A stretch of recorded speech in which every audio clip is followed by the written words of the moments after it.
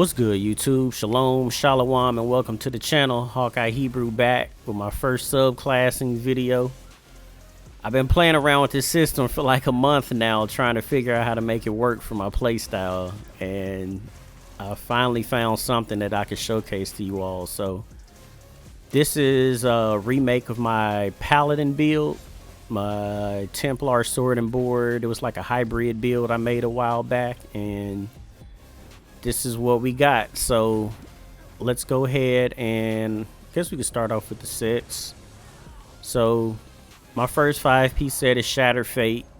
As y'all know from my previous videos, I feel like this is the best set for sword and board because sword and shield passives don't give you pen, so this makes it easy to find the pen.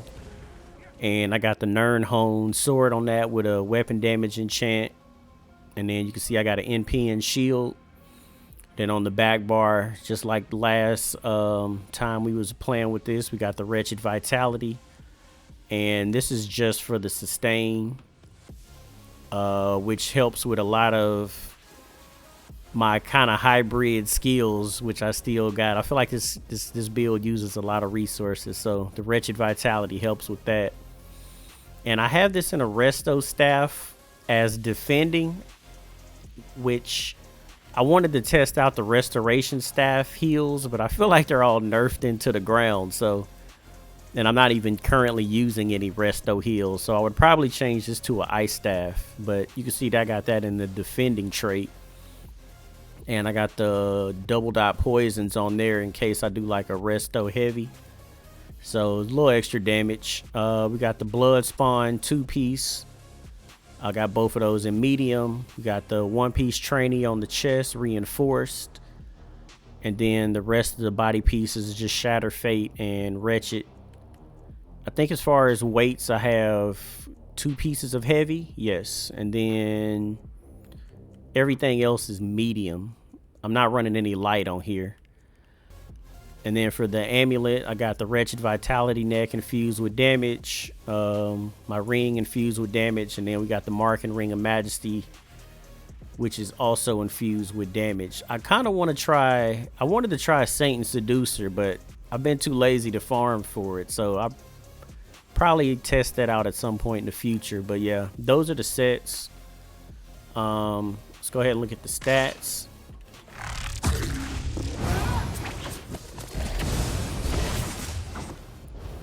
So we got 14,000 magicka, 29,000 max health. We have 22,000 max stamina. As far as the get the set prop. As far as our recoveries, we got 2,100 mag recovery and almost 20. Hold on. Yep, something dropped off. 2,100 mag recovery and 3,100 stam recovery, so we got some insane recovery. Weapon and spell damage is coming in at 6,100. Our crit is 23, so nothing special. We got 8,400 pen, and then Power of the Light applies the minor fracture.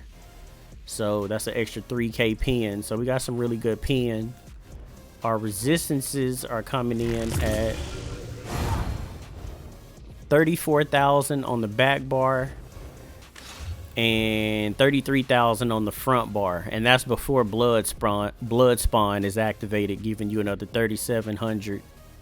And you can get that to go up or down if you choose to run more pieces of heavy. On the crit resistance, 2230. I have 35 points in the health, 29 in the stamina, Serpent Mundus, using Jewels of Misrule for Battlegrounds, and the Orzorka Smoke Bear Hunch for Cyrodiil. And yeah, that's it on that. As far as the skills, our source of major brutality is coming from Bite and Jabs. It's our main spammable. It got a really nice buff to hit all enemies, up to 6 enemies for the same amount of damage, which is absolutely amazing. And then it has an increased chance of applying the Sundered status effect, which is also cool. It's not as important on this build because we got Power to Light, which applies the guaranteed sunder, but it's still nice anyway. Power to light, this is kind of how we set up our bursts. I have the Arcanist Impervious Rune Ward. This is a really nice damage shield, and it has a miniature heal attached to it. And then if you have 3 crux, you get more healing from it. And we're getting all our crux from the Crux Weaver armor. I'm able to easily get 3 crux from Crux Weaver armor alone. So I feel like when I'm ready to cast my shield, I always have a decent amount of crux ready to go. But yeah, you got the Rune Ward shield, and we're stacking that with Shielded Assault, which gives us another shield. Got the Sundering Throw, the Shield Toss. That's physical damage, damage over time. And then I have the Major Savagery buff attached to that. And then Old Faithful, Dawnbreaker, Smiting. This ult is just nasty. Probably one of my favorite ults in the game.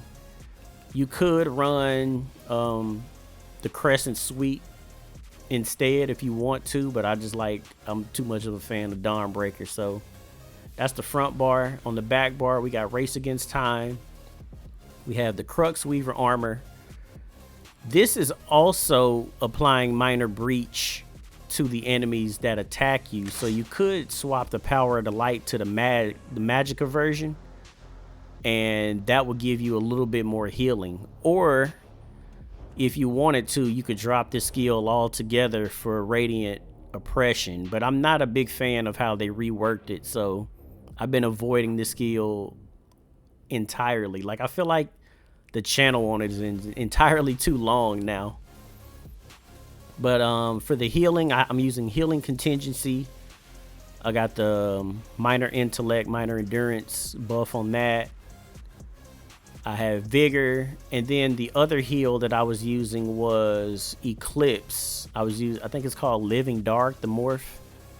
That's the one, yeah, Living Dark. That's the heal that I was using in most of my gameplay. But the reason why I just had it blank now is because I was wanting to go back and try the Scribing, the Healing Soul. I was going to do the healing with the heal over time, and then the Major Vitality. And by doing that, that would give me 12% more shield strength on both the Impervious Rune Ward and the Shielded Assault. So that's kind of one of the changes that I was wanting to make to the build. And then as far as the back bar ult, the Gibbering Shield, I don't even think I have this morph. I ran out of skill points. So yeah, the Abyssal, that's the one you want for the back bar. And then those are the skills. And then as far as CP, the green, I just have Gifted Rider. None of these are really important. As far as the blue CP, I have Focus Mending. I was using Ironclad.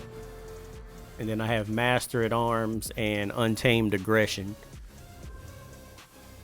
Then in the red, I have Fortified to boost our resistances farther. Slippery.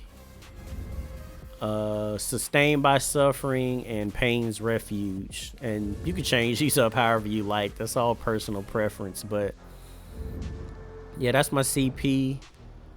That's the build. One last thing I guess I could add to this is that I was also playing around with is for under the Soldier of Apocrypha, you could take the Runic Defense and you could do the Rune Guard of Steel Waters. And when you're fighting your enemy, like when you're jabbing them, you can immobilize them. And it's pretty fun. I found it to be inconsistent for some reason. And then I also felt like when I was using that combination, because it says that when you're damaged under 50% health, you consume your minor protection buff, and then it heals you. But I felt like when I was playing, because biting jabs now gives you minor protection, it seemed like the two effects were canceling each other out. Like I'm supposed to consume my minor protection to get the heal from this, but because biting jabs is constantly giving me minor protection, it seemed like I wasn't getting healed from it.